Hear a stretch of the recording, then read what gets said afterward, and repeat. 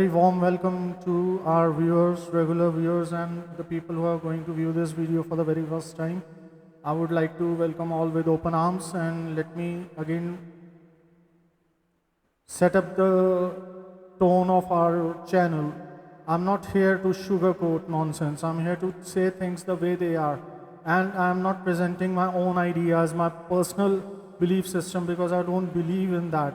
It's like a propaganda if I do that. And I hate it.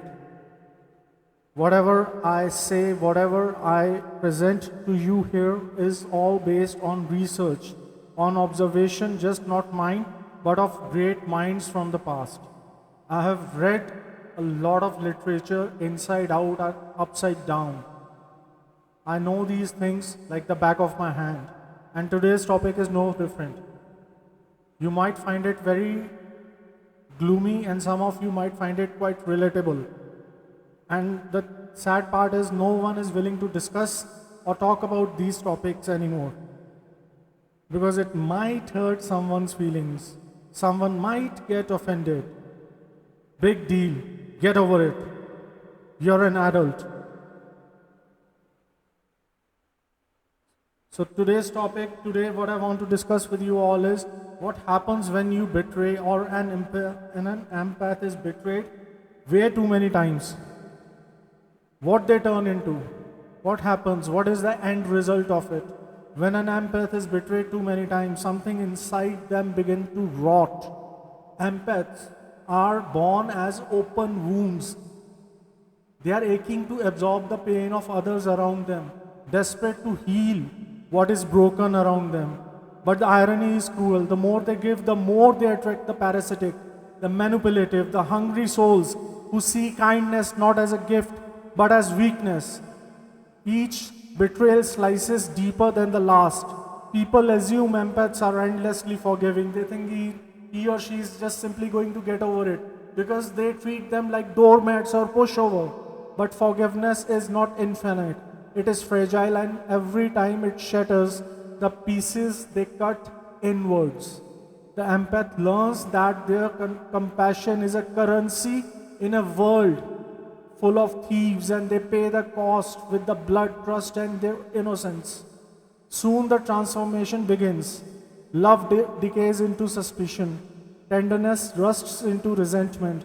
The empath starts to isolate, not out of preference, but out of their instinct of survival, because they can no longer handle betrayals by the very people who they are trying to help. They become haunted by the memories of deception. Every smile now a mask, every promise a lie, stitched together with thread soaked in a malice.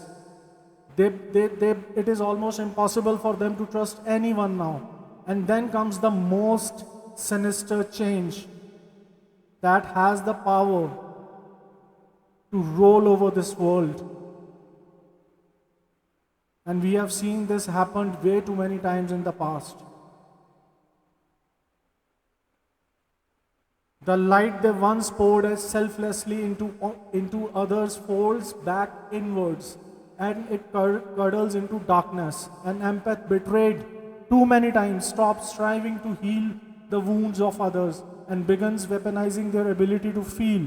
Now what they were using as something to help others, they have turned that tool into a weapon.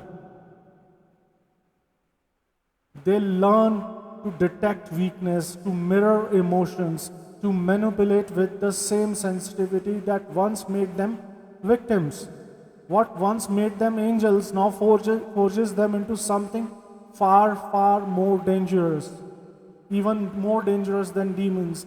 It's like wolves made from lambs, quietly stalking with empathy sharpened into a blade.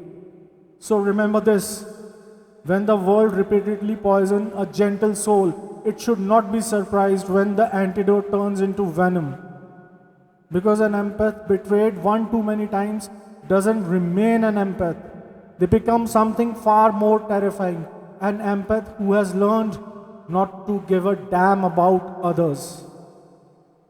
And they are so dangerous that this world is not ready to handle what they have become. And I'm pretty sure you must have seen in someone in your circle or even yourself in the same position that you are no longer able to trust. People say they have trust issues. Why? From where this initially started? We are not born with trust issues. They are developed over time because we have been lied to over and over and over.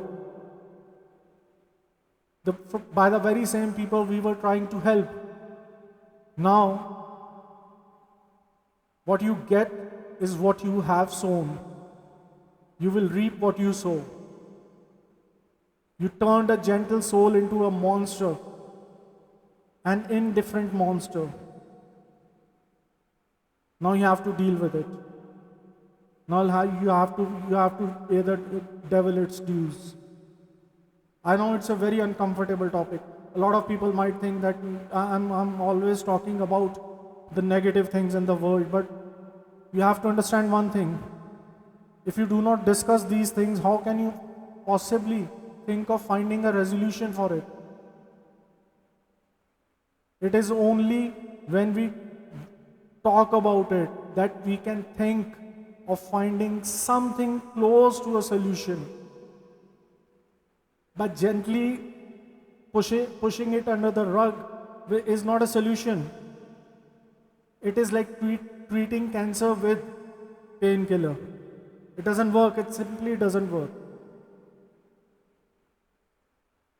I hope you guys were able to take something away from it.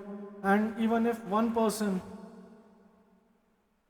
who is in this process, who I refer to as toxic empath, people who feel too much about the pain of others, stop it. It's not worth it.